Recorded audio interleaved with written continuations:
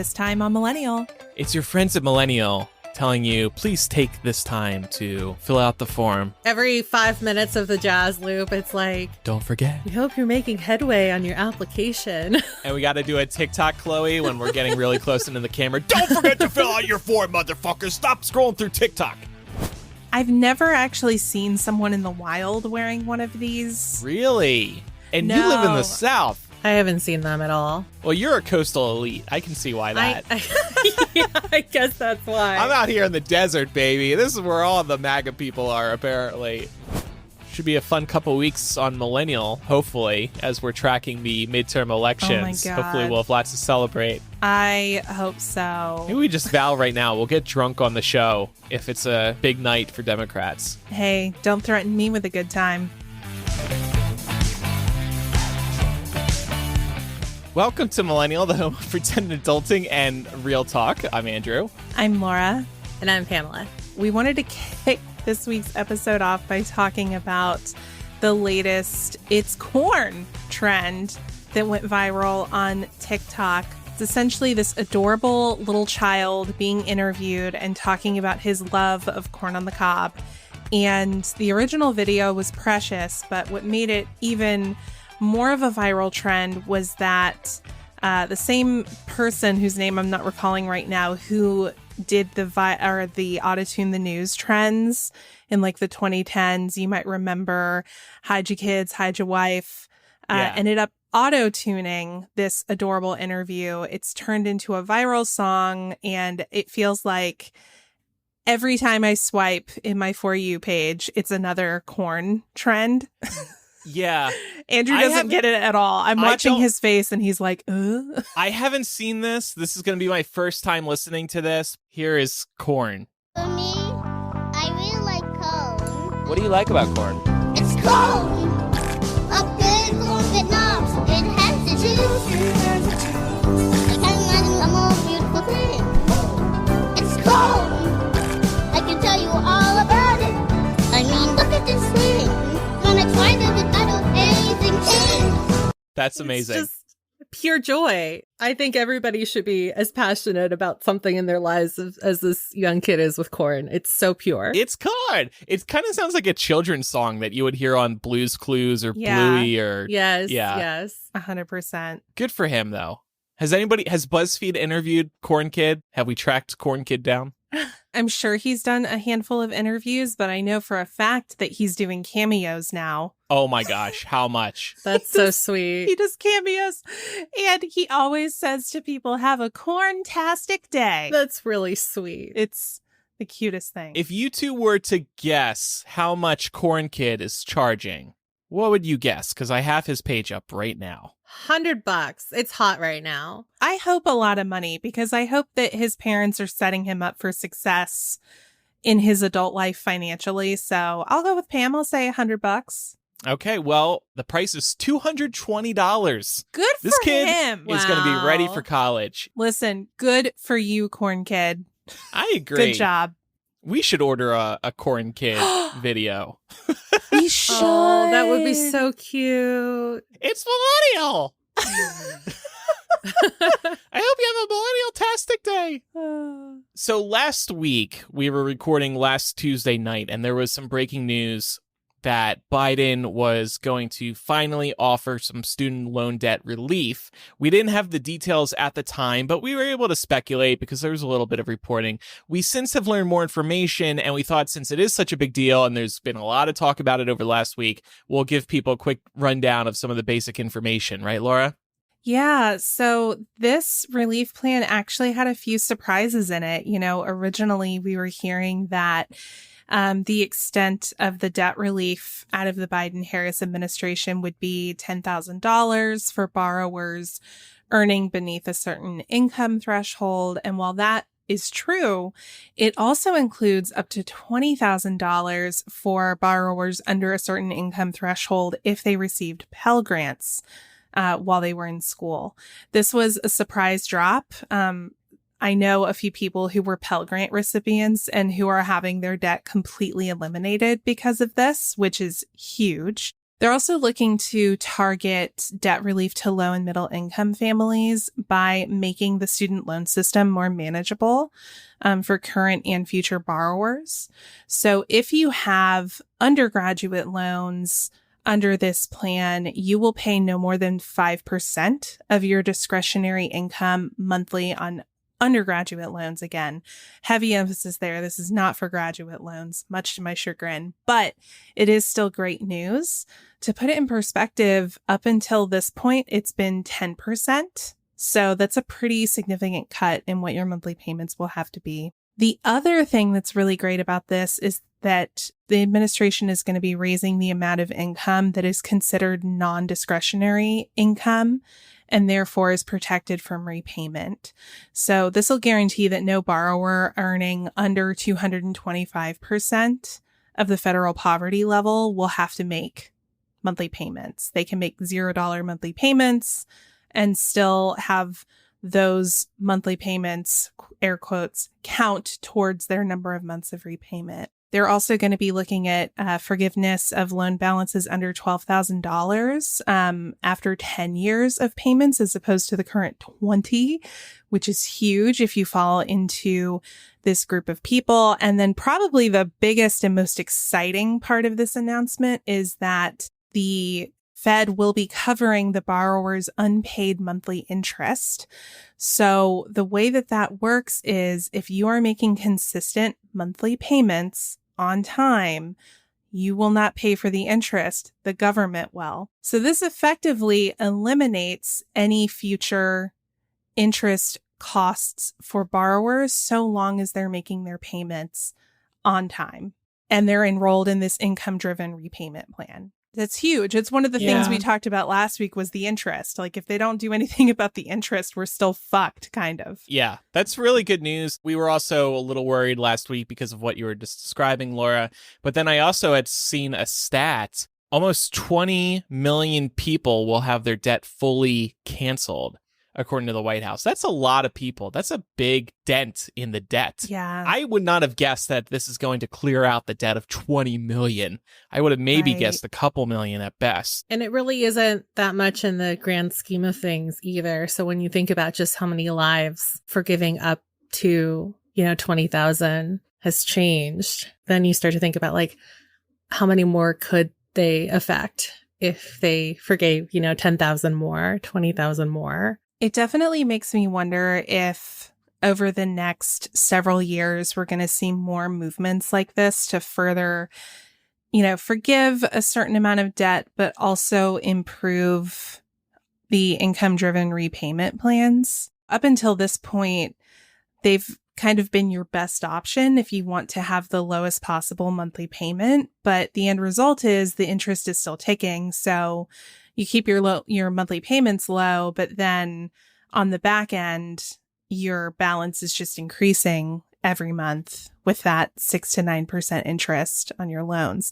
I will say, for anyone who might be in a similar spot of having some graduate student loans, there are some things that are still a little unclear about this. One, we know the 5% cap is only for undergraduate loans. So we know that we probably won't see that for graduate loans. But when they're talking about eliminating interest accumulation as long as you make consistent monthly payments, they don't specify whether or not that's for undergraduate only or if it's for both. And for a lot of us who have graduate loans, we were encouraged by the Department of Ed to consolidate our debt. So for me, for example, there's no differentiation in my debt between what I took out for undergrad and what I took out for grad school. So for people like me, we're still kind of wondering, okay, how exactly does this apply? Don't forget me. Yeah. But then again, I think it's really important not to center this conversation on everyone's own personal circumstance because there's a lot to celebrate here and it is a step in the right direction. So even though I don't think I will benefit from this as much as other borrowers will, I'm still really, really happy for the people who are either getting their debt completely wiped out or significantly diminished. Yeah. Well, and speaking of that, we did ask our listeners how this relief is affecting you in our Facebook group. And another Laura said, "This news means all of my student debt will be gone. It won't change much in my life as I hadn't made any payments on them yet, but it means I'll never have to make payments on them. And it's one less thing hanging over my head. Plus, it's cut my overall debt in half. Because of this, getting rid of all my debt, including my car loan in the next 1 to 2 years, seems feasible. And that is fantastic." Congratulations. That's amazing Yeah. news. Yeah. And Go it out sets party. you up to be able to do a lot of things that you probably weren't planning to do anytime soon because of the amount of debt you had hanging over you. So this is huge. Kelsey says, and Kelsey has some good perspective, as someone with almost $50,000 remaining on my student loans, I was initially like, but my husband pointed out that it does take about 2 years off of our loan payments. To anyone else feeling a bit burned by the Biden administration over such a low amount, I encourage you to calculate how much quicker you'll pay off your loans without that $10,000. It's a great way to look at it. Because, Yeah, I you'll agree. you typically get an estimate, I think, when your loan will actually be paid off. And, it's like 2035. And you're like, oh, my God. Oh, my God.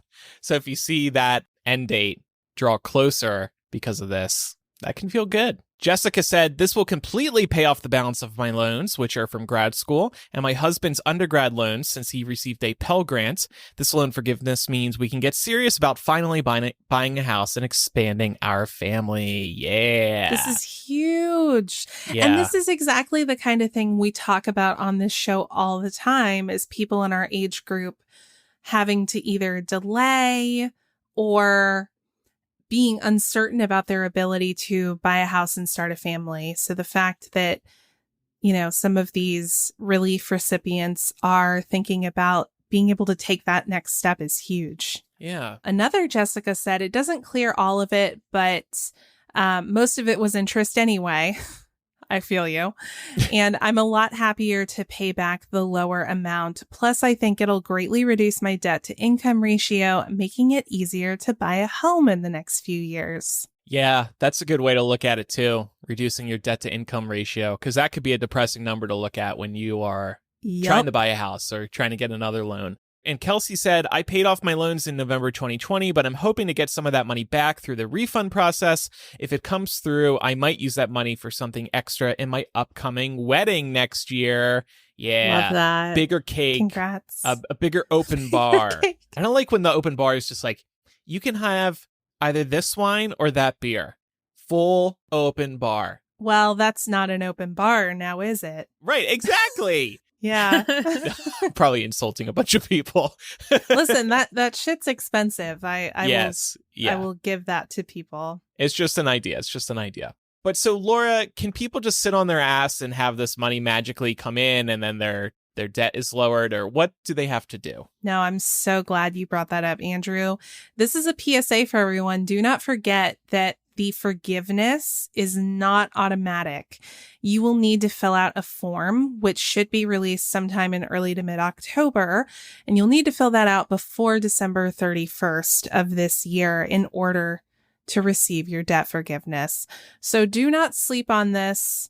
Uncle Joe is not, waving a magic wand and just making the forgiveness happen. The Department of Ed actually has to sort through many, many millions of these applications. So get yours in as soon as it's available. I love that the deadline is New Year's Eve.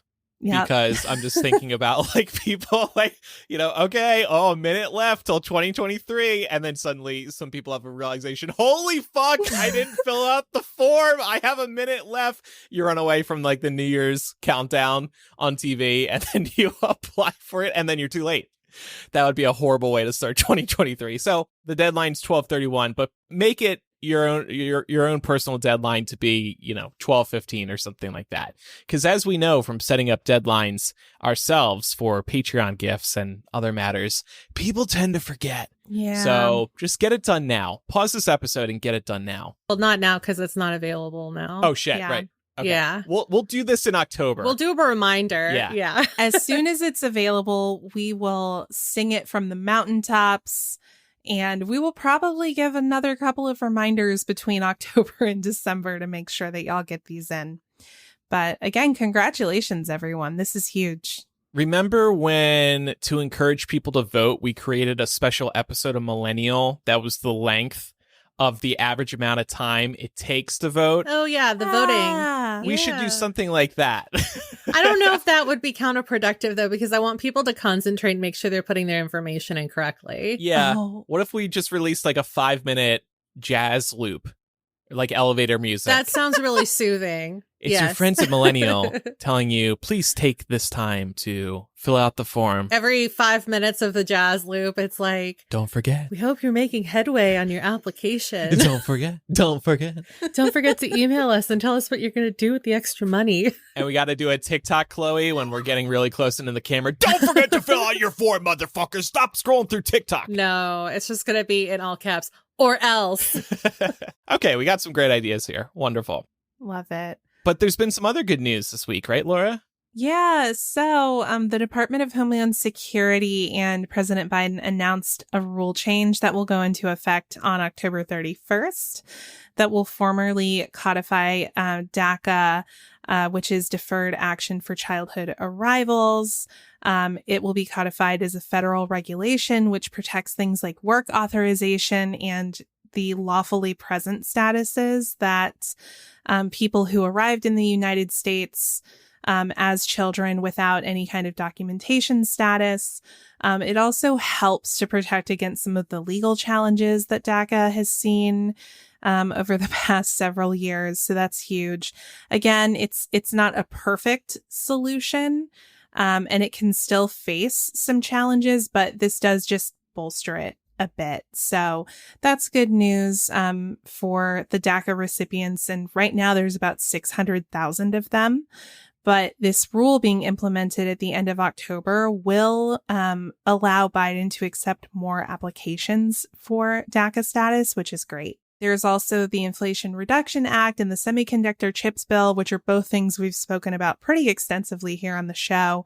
But they kind of set the stage for, Biden's Dark Brandon era, which we're going to talk about here in a few minutes. And something else that we're going to speak about a little more later is the continued drama that Trump is creating.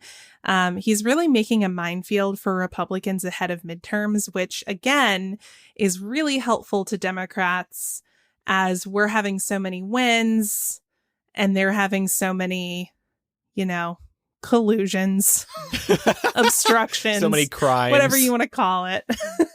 Yeah. So what I wanted to talk about this week, and it's got an interesting personal-ish angle for me. Last week, the White House Twitter account started showing the hypocrisy of certain Republicans complaining about people getting their loans forgiven.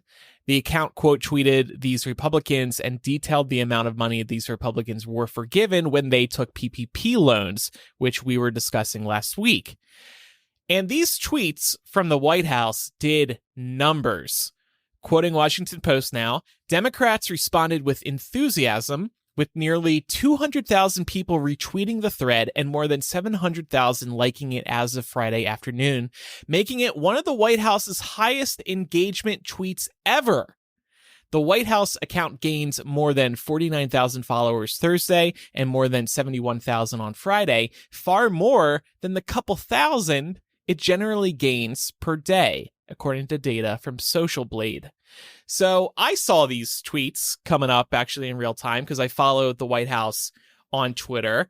And I thought it was so cool to see an official account doing this. Sometimes you'll see Twitter accounts like The Recount do something like this. That's a really good one to follow, by the way, for news clips related to politics throughout the day. But so what's up with this sudden change in tone from the White House? Well, there's a new person in charge of social at the White House, Megan Coyne. She joined the Office of Digital Strategy as Deputy Director of Platforms in early August. Many are speculating that she was responsible for this idea for two reasons. One, she was one of the architects of NJGov, the official account for the state of New Jersey. And you might be wondering, well, who cares? New Jersey, that's a shitty state. A lot of people like to hate on it. I am from New Jersey, so I have to defend it. This Twitter account, NJGov, has been so funny and snarky and sharp. NJGov will frequently hate on the state of Delaware, which is just really funny to see New Jersey and Delaware feuding on Twitter. It's so ridiculous. It has been a really good government account. And I have delighted in keeping up with all of the tweets. And then Meghan also quote tweeted the success of the snarky White House tweets on Twitter last week with a smiley face when there was some news coverage about it trending. So people are thinking Meghan's responsible. Like I said, she just started in early August, and then a few weeks later, these tweets start appearing. The big question is, can this new attitude make an impact? One of the reasons this excited Democrats and made everyone take notice is because this was the official White House Twitter getting snarky. It seems like something, like I said, that's reserved for a personal Twitter account. Definitely not an account that represents the White House, a place of dignity and respect. It's an interesting juxtaposition. Does this serve a practical purpose? I think that one thing I would maybe push back on a little bit is that I don't think this kind of tone is necessarily reserved for personal accounts anymore. I think that anytime you look at any sort of brand that's really doing well online, they're taking this first person snarky sort of approach. Duolingo is a great example of this. Also, the official Wendy's account going online and roasting everybody and their mother. I mean, this is just kind of like the new way of social media. Brands don't want to be seen as a large entity. They want to be seen as your friend. And so that's why you're starting to see all of these companies. And I guess now the White House too, even when they're, making social copy for something like an Instagram post, it's not, this celebrity did this. It's like, oh, I love this celebrity for doing this. So there's like a self-insert in there that's supposed to help you insert yourself into that post so that you'll interact with it. So I think that this is really smart from a strategic standpoint, because we've seen that this strategy works really well, and that's what people are gravitating towards. But I do understand why it's a little bit shocking to see not only an official government account, but like the highest government account really leaning into this kind of tone. You know what I think, though? I think that the government as an institution, our politicians, they are supposed to be accessible to the people because they work for us, not the other way around. So I think it's a really smart strategy that the White House is looking towards a social media presence that is more in line with the way people are using social media. I mean, people in general, but also just specifically people in this country. I think it also shows a passing of the torch, if you will, that finally our destinies as millennials and Gen Zers are starting to, be in our own hands as we look at, for example, the first Gen Zer maybe getting ready to get elected to Congress, right? After he won his Florida primary a week or two ago. And we're seeing millennials starting to step into these positions of power. There's Pete Buttigieg, who I know is, a loved politician on this panel. And for a lot of our listeners, he is what we would call an elder millennial. So to me, this change in tone is reflective of that, the government becoming, or at least attempting to create a more accessible style for the people, but also that the people who are moving into power are not always going to be these crotchety old white men who've, been there for 40 and 50 years at this point. People also like watching a train wreck, and hypocrisy is a train wreck. It's fun to watch. We all love a little and mess. and hate on these people. So I think those are all really good points. Can this help turn people out in November, particularly younger voters? I guess it can make at least a dent if, I mentioned these numbers before, all the retweets and the likes and new followers. I guess this can help turn people out, because if they're getting angry over the hypocrisy, we'll see what else Megan and her team do. Hopefully more stuff like this that is aimed to surprise and delight people and get Twitter talking. If there is more of this, I guess I can see people getting riled up for November and really want to turn out for November. I think TikTok played, I'm not going to say it was the only thing, but I think it played a significant role in the 2020 election, as well as helping to bring down a number of very high profile Trump events. Remember how so many TikTok users began working together to book seats at these Trump events and not show up. And the numbers were really significant. So I think it can have an impact. It's just a question of how much. I think at the end of the day, what this really helps do is, like, anytime something goes viral on any platform, you're putting it in front of more eyes, and oftentimes more eyes than would normally see the thing. And so just purely from an outreach standpoint, I don't see how this could hurt in terms of the young person demographic, because I know that we've talked a lot before on this show, and Laura especially has been very vocal about how she wishes that instead of rolling over and taking it, Democrats would push back. And this is a prime example of one of the only times we've seen recently where they are really aggressively pushing back in a way that I guess is sort of reminiscent of the aggressive approach that some far-right people tend to take. Yeah. Yeah, So. absolutely. It's so good to see the left finally pushing back, and in such a big way. Like, yeah, when I mentioned, people were doing this, yeah, okay, that's not the best example, and Pam brought up some great points there, but the dignity of the White House is suddenly a little, I don't want to say lower, but the White House is more down to earth. And that's appealing to potential voters. I also just think the reason that this made an impact is that it wasn't a fancy infographic that would have been very easy to gloss over. That definitely would have also been the much easier approach because they have all that information. So the fact that whoever concocted this thread literally quote tweeted these politicians and attached the information directly to them was a huge statement. Rip their mentions. Right. Yeah, they really this you'd everyone. It was great. I love how it feels like Biden is taking a similar tone on this topic. When he was asked a question at a press conference on the day that student debt relief was announced, he was asked a question about, don't you think this is unfair to people who've already paid off their student loans?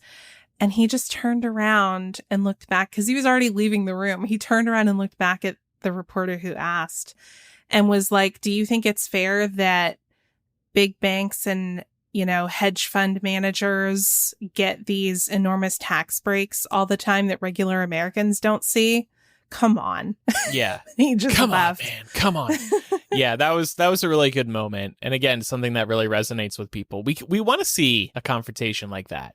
We want to see the quick clap back from Biden. And we also want to see proof that he's really rooting for the little man. Yeah, he truly gets the situation and how we all are feeling. Right. And it's not even just like middle class. Not to say that middle class people don't also struggle, but I think that it's a very easy position to take to say I'm trying to help the middle class reach that next tax bracket. But yeah, that definitely is the tone that I'm getting from that as well, which is nice.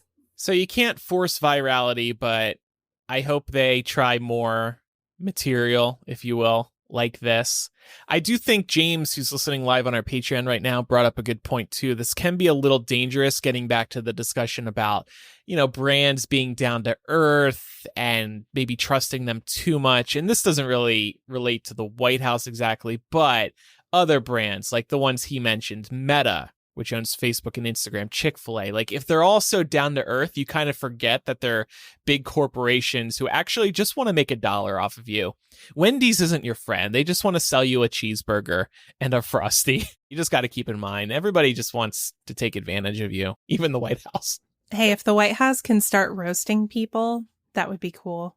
That would be great, yeah. It's also a double-edged sword, though, because we would hate if, like, Trump took the White House Twitter account and then, like, he personally started bitching from it. Like, that'd be really painful to watch. Yeah.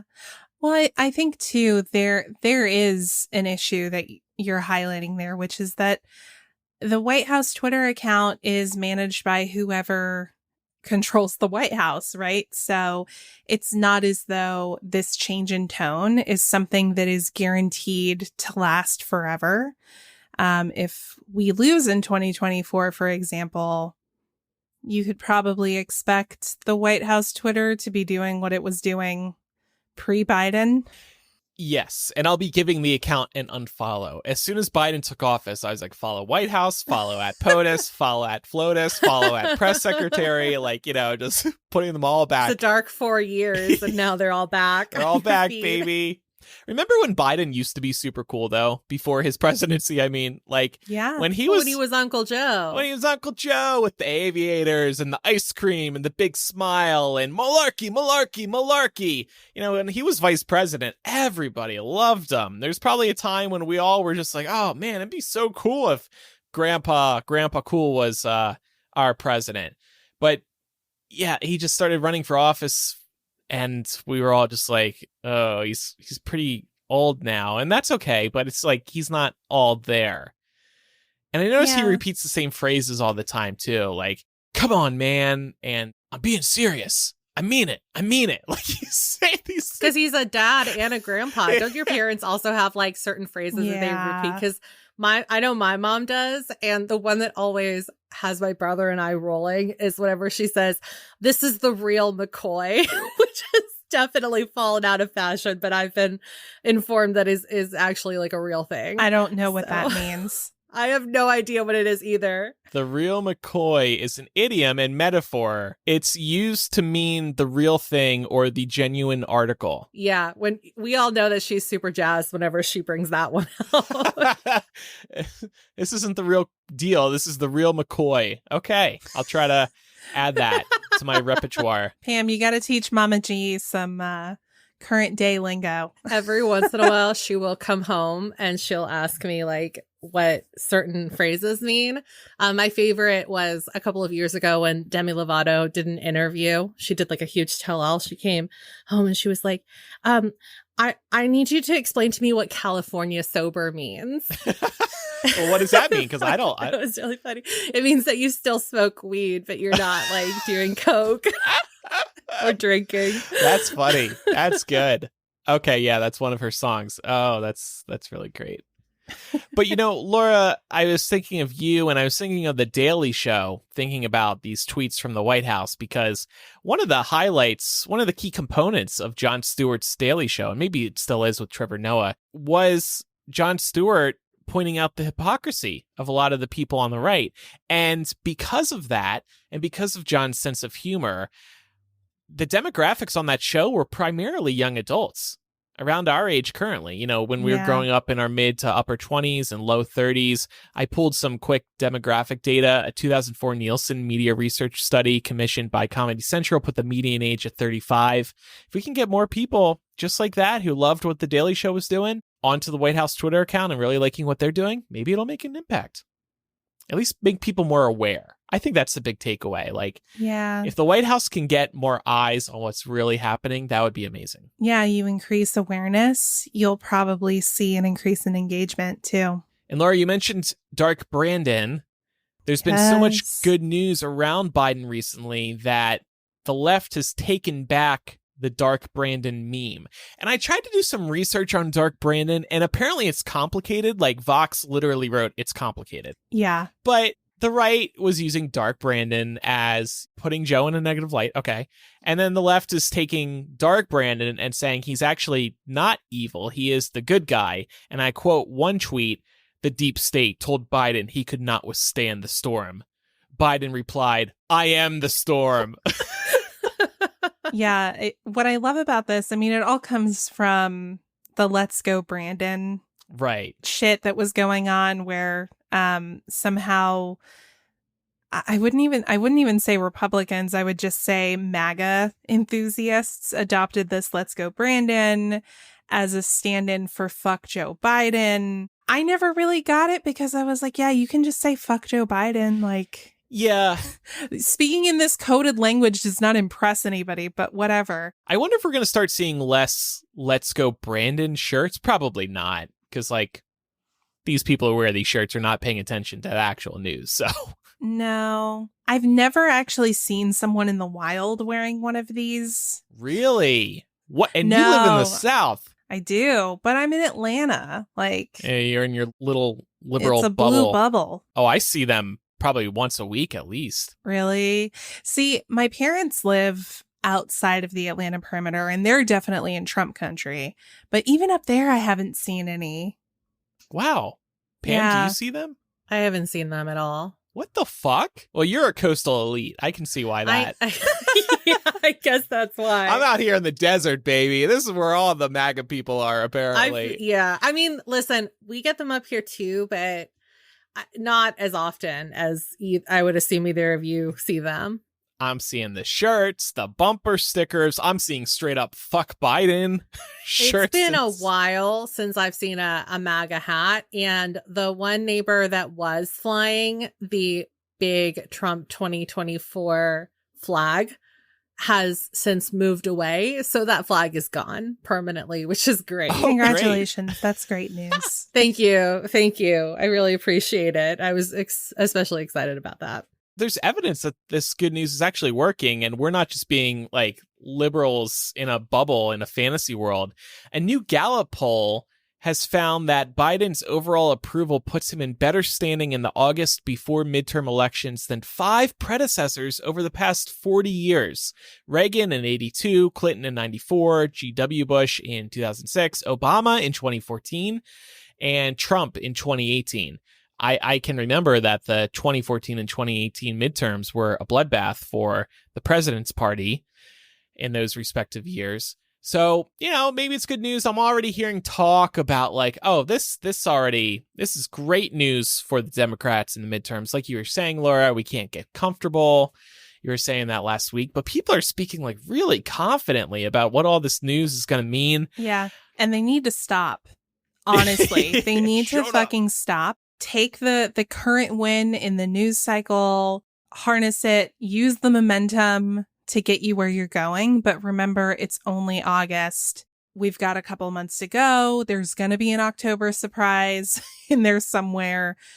There always is. So we just need to lead with the assumption that we're behind in the polls, because if we lead with the assumption that it's going to be really, really close, then that helps keep people from getting complacent. 2 months is a long time. It is. A lot can happen in 2 months, y'all. But anyway, on Trump, we thought we should finally update people on that situation. Laura, do you want to run through these updates? Yeah. So just some quick updates. And there's obviously a ton of conversation that could be sparked from these updates. And we probably won't do that today. But just wanted to make sure that we were including that in our little political roundup here. So the documents that were taken from Mar-a-Lago in January that we found out about after the raid from a few weeks ago turned out to be over 100 classified top secret intelligence documents. So this is why the Justice Department got involved and raided Trump's resort a couple of weeks ago. And reportedly, he refused to hand these things over when the National Archives and the Justice Department tried to recover them, which led us to this point. The affidavit used to secure a search warrant of Trump's home that was just released this past week indicated that the FBI had found, quote, probable evidence of obstruction.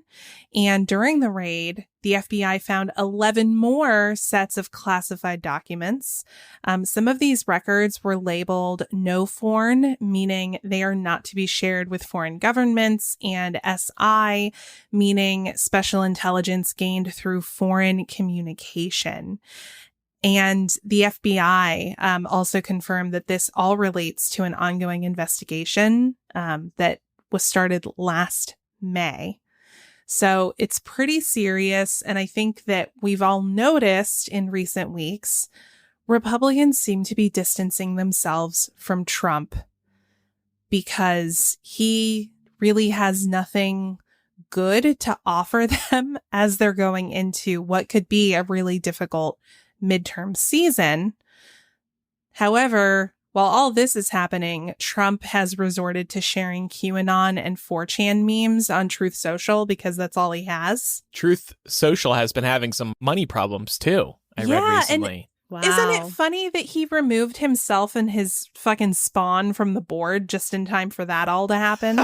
I didn't hear about that. That's great. But yeah, so Rolling Stone reported that just a few days ago, Trump actually went on a 60-post QAnon and 4chan meme spree on Truth Social. That's insane. Should be a fun couple weeks on Millennial, hopefully, as we're tracking the midterm elections. Oh my God. Hopefully we'll have lots to celebrate. I hope so. Maybe we just vow right now we'll get drunk on the show if it's a big night for Democrats. Hey, don't threaten me with a good time.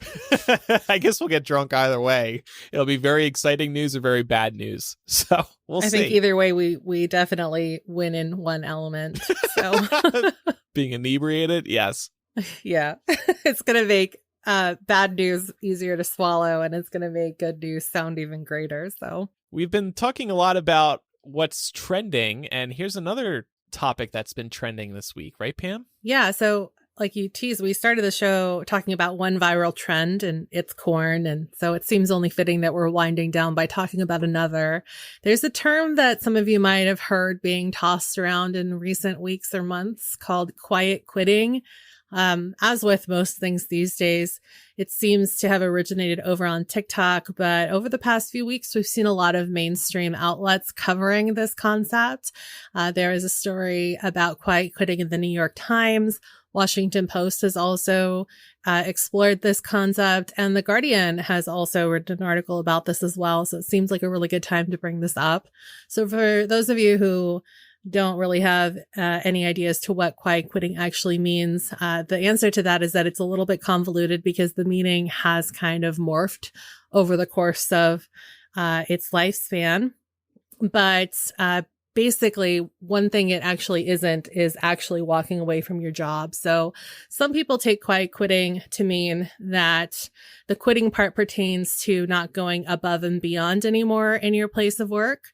As one TikTok user puts it, you are, quote, no longer subscribing to the hustle culture mentality that work has to be your life. Others are embracing this concept by claiming that it gives them permission to stop stressing about not being able to go above and beyond the call of duty. And then others still define quiet quitting as letting go of the concept of doing additional work without additional pay. So however which way you look at it, it seems to be kind of like one of these empowering terms, which is always nice to see. But the interesting thing about this is, to me, that there are some that are arguing over who quiet quitting really actually is for, because the truth of the matter is not everybody can afford to participate in something like this in their place of work. So a couple of people have pointed out that, like doctors and teachers can't always just phone it in, so to speak. Which makes a lot of sense.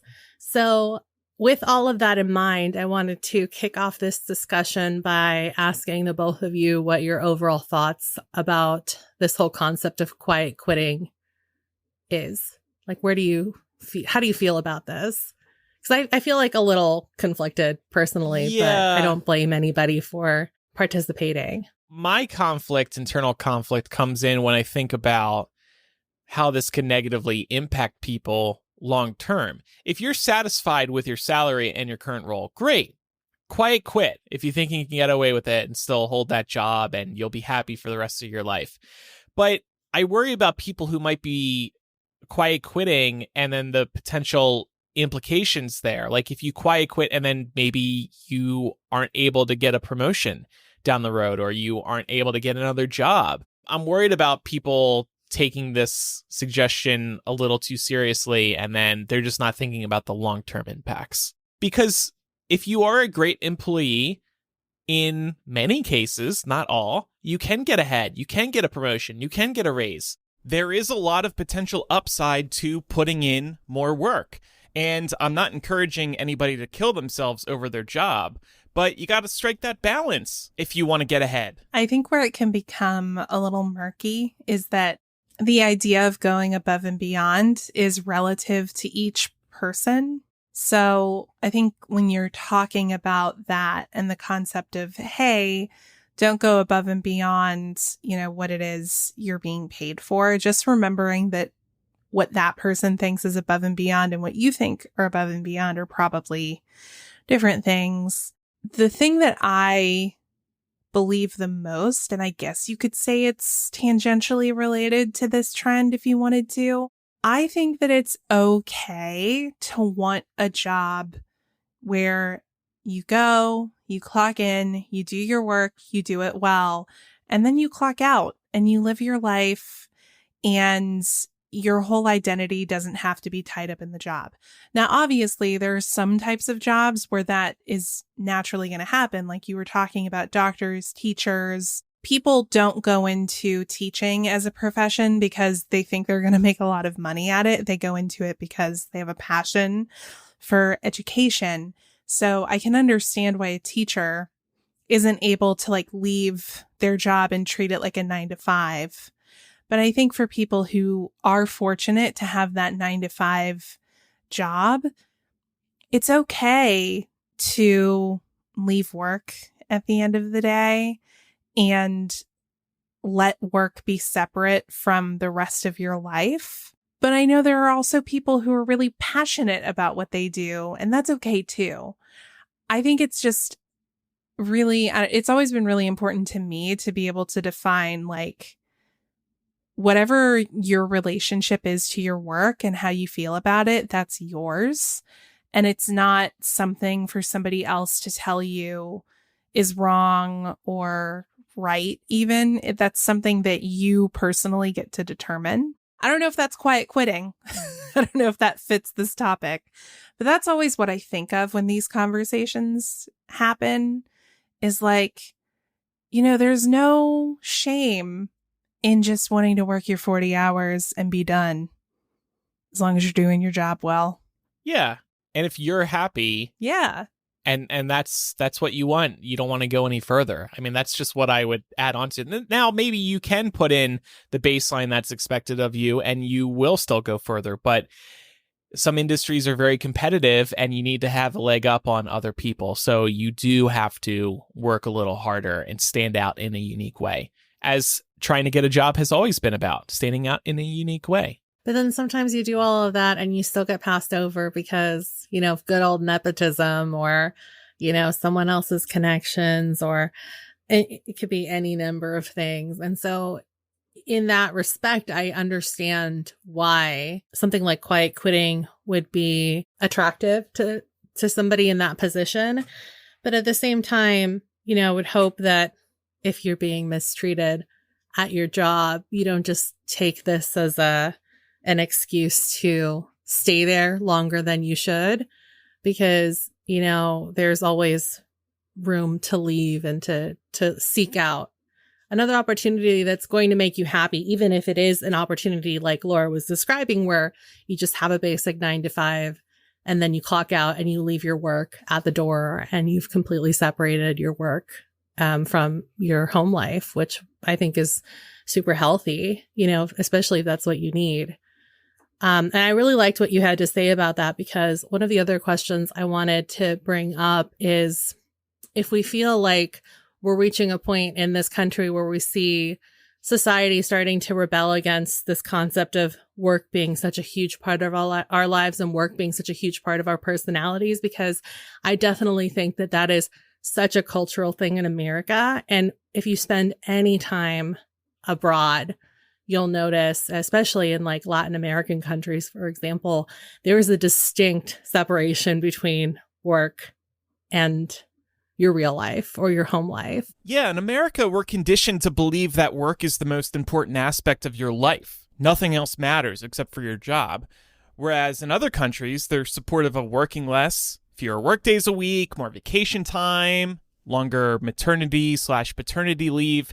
Wasn't it France that actually made it illegal to force employees to check their work email after hours? I love that. And I would think people outside of America are less inclined to quiet quit because they're actually treated with fucking respect. I know, like, in our line of work, sometimes it feels like an always on job because we can always get notified by Slack. I will frequently envy the life of people in some positions where when you clock out at the end of the day, you truly are clocking out at the end of the day instead of potentially getting messages about certain items. And I'm not just talking about these two podcasts that we do, but like I work with several other podcasts. I never know when I'm going to hear from them sometimes because they've got their own recording schedules and due dates and stuff like that. So there is something to be said for the life of somebody who is working in a traditional, let's say 9 to 5, just firm hours. Yeah, it might not be the most exciting job, but hey, when you clock out, you're done. And that's pretty cool. I envy that. Yeah, or like normal weekends. I know that people that work in service industries also don't have normal weekends, but especially if you carry your office in your pocket, especially if you're in media, it's like you get pinged at any time. Yeah. And so then you have to sit there and decide, like, do I answer this? Do I do this? Do I not do this? It's like, it's this whole like little mind game that ends up happening. A lot of times too, when people are much younger, I know that I definitely always felt like I had to say yes to everything for a really, really long time when I was first starting out. And I don't regret doing that because I do think that it added to the experience level, but I can't imagine myself doing as much as I was doing at 18, 19, 20. Have any of us ever actually quiet quit? I know this term has not been around, our whole lives, but I feel like the concept isn't necessarily new. It's just got a shiny new tag on it. Yeah, it's not new at all. I'm sure many of us have been in positions or situations where we're just like, you know what? I'm not really liking this job or this person's annoying, so I'm just going to put in the bare minimum. I've definitely been in situations with a couple of podcasts I've worked with where I'm just like, I'm not getting paid enough, I don't think, for this, and I'll do a job that I think is really good and I'm proud to put out. I could go further, but I'm not going to. So I've been in situations like that, but I don't think I've ever quiet quit to the point where I've made a negative impact on any of my work. It's just like doing the baseline. And the other problem with like podcast work in particular is that your work will get judged by certain clients. Some people aren't as anal, but other people are really freaking anal. I got a couple anal clients right now. And like, sure, I could quiet quit those, but that's not going to be a solution because people are checking my work, so to speak. So I just have to quit to get out of it. Loud quit. I don't think I've ever quiet quit. I've definitely, especially earlier on in my career, I was very vocal actually about things that I didn't like. I'm thinking about like my first teaching job, for example. And that resulted in me having a meeting with my boss and us mutually agreeing that this was no longer the right place for me. But I think when it comes down to something that you recognize is your livelihood and how you pay your bills, it's really hard for me to adopt this idea of like dialing back what I'm doing because I'm too anxious to do that. I'm like, do I want to make myself relevant and useful in my job? Or do I want to maybe be someone who doesn't do a lot or is perceived not to do a lot? So that's an anxiety that I have tended to carry. I'm trying to work on it because you should have a work-life balance. It's healthy. Yeah. I totally agree with that. But also you're trying to advance in your career, I would assume.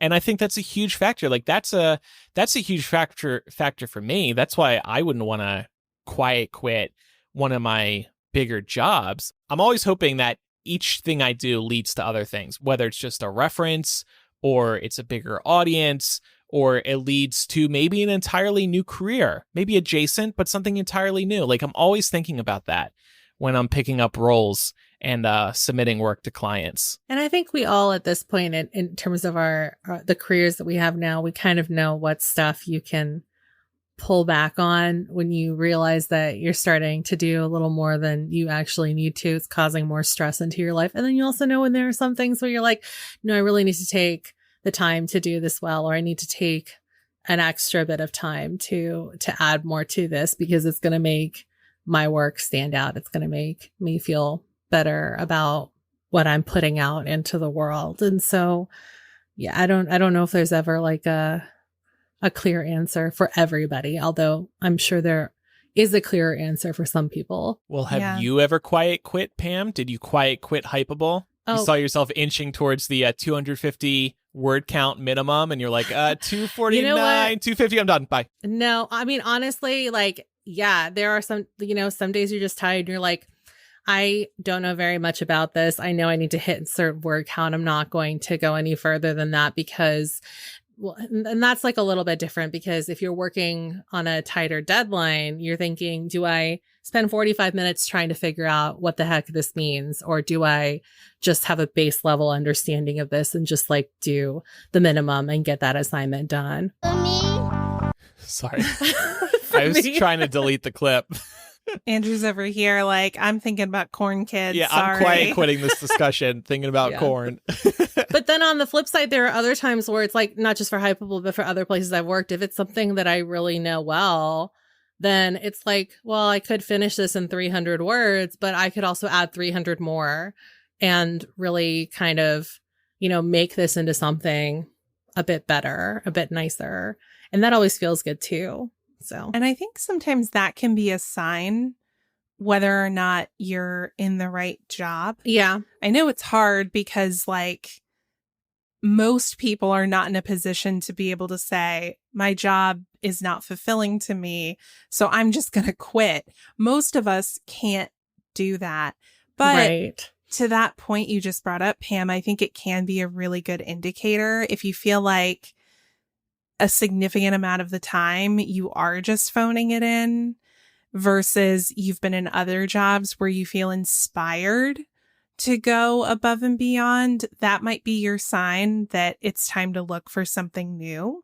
And yeah, for sure. There's also no shame in that. I think that is something that relates to this whole trend as well, that I think is a positive move for the future of how people in this country regard their careers or their jobs, right? Yeah, definitely. And this is like not the best example because it's behind the paywall, but I know that you both now know that I went a little too hard with my variety show presentation, but I was having fun with it. So it was so fine. Good. I was happy to do that, even though it did not need to be as extra as it ended up being. So you got to pick and choose your moments. Yeah. Basically is what it comes down to. And I really think that at the end of the day, that really will help create a better balance in your life. Mm-hmm. Yeah. I think similarly, like I always tell people, I really enjoy editing podcasts.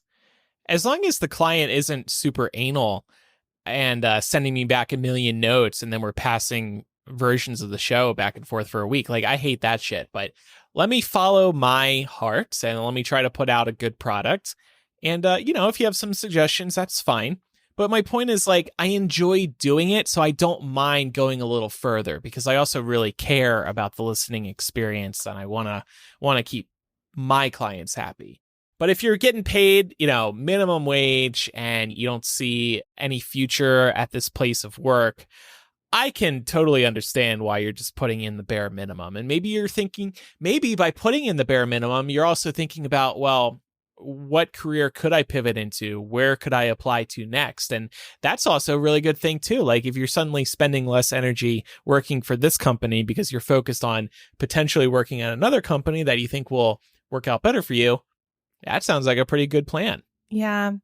And I think, again, the bare minimum idea, I know I mentioned this already, it can be really tricky to talk about because perceptions of that can vary so much. There are honestly times where in your job, in your career, whatever you want to call it, that you've got so much going on that you almost have to put limits on where you're spending your time so you don't find yourself spread too thin. Mm-hmm. Like it's better to be able to do one or two things really well than to do 5 or 6 things at a mediocre level. So sometimes putting like up boundaries and limitations can be really useful for that kind of thing. And I just want to make sure that nobody thinks that we're saying like you're doing the bare minimum if you have those professional boundaries. I think that's okay. Yeah. So this is 2022 so far. We have Wordle, Quiet Quitting, Be Real, Corn. What else am I missing? We need to keep an ongoing list and then look at back on it at the end of the year. Should we talk about everything being given the suffix "ussy"? The year of ussy. The year of ussy. Okay, there's our list so far. Well, Pam, a few minutes ago, you mentioned the variety show that you did that's available exclusively to our OTP patrons and higher. Can you tell us a little more about that? Yes, my PowerPoint presentation is on why I think NSYNC is better than the Backstreet Boys and why I think NSYNC is the best boy band of the 90s and the early 2000s. No, I will not be taking questions at this time. You're just going to have to live with my statement, as divisive as it is. The passion and attitude that Pam brought to the presentation, I hadn't seen this side of Pam before. Very, very well done, Pam. Thank you. I'm so glad you both loved it. enjoyed it. It was so good. Yeah, she did not quite quit that. No, one could say I put my whole ussy into it. Right. After that was done, I was like, I think this was the most impassioned of the 3 presentations that we did for the variety show. Yeah, I agree. It was so good. So that and many more features are available at patreon.com/millennial this week. And actually, speaking of maybe, let's say, nostalgia, we have a all pop culture themed edition of After Dark this week. We're going to call it Hype, Pam's old pop culture podcast. Spun out of Hypeable. Why not? There's a lot of pop culture news that's been going on. Yes, of course, we need to check in on Pam's heart rate to make sure she's okay following Taylor Swift's latest album announcement. I'll be checking my pulse live just for the show. And we got some other music to talk about and some TV news to talk about as well. So patreon.com/millennial. Thanks to everybody who supports us. And now it's time for some recommendations. Actually, speaking of pop culture, I want to recommend this new Princess Diana documentary on HBO Max, which is just called The Princess. It follows Princess Diana's life in the spotlight, but what's really interesting about it is you don't get any modern day interviews from the royal family correspondent at popsugar.com. This is all interviews and news clips from Princess Diana's life. There's no voiceover that's narrating the whole arc of the documentary. It's all news clips and interviews. And I thought that was so cool and a different way to present all this information. So check it out. I felt like I saw at least 2 more seasons of The Crown with everything that I learned in this documentary. I never really followed this all closely, so a lot of it was actually new to me. And by the way, this week is the 25th anniversary of her death, so that's why they released it this month. But yeah, check it out. Really good. Pam, I saw you nod. Did you watch it? It's on my list, but I was just nodding to the 25th anniversary thing. Okay. Princess Diana was a huge fixture. Not in like my life personally, but I have like very vivid memories of like that was a death that really affected my mom. It's like that, and then like the Selena assassination, which is just like really vivid memories of both of those days, like when those news pieces hit. Same. I was having a sleepover with my friends and we were watching a movie. My mom came out and made us turn the movie off so she could watch the news. The live coverage, yeah. Yeah. And I was so pissed.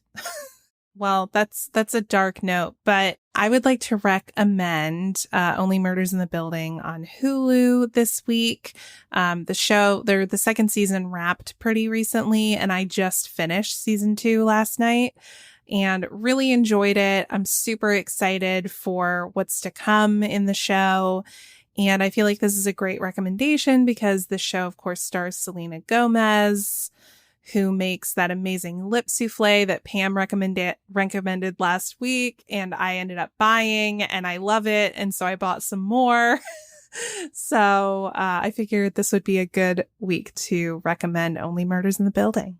Steve Martin and Martin Short, like lifelong friends, they do a show together, like around the country. I really want to go to it sometime. That's cute. I didn't know that. Yeah. And in case you need more boy band / specifically NSYNC goodness in your life, I wanted to recommend the Interviews series.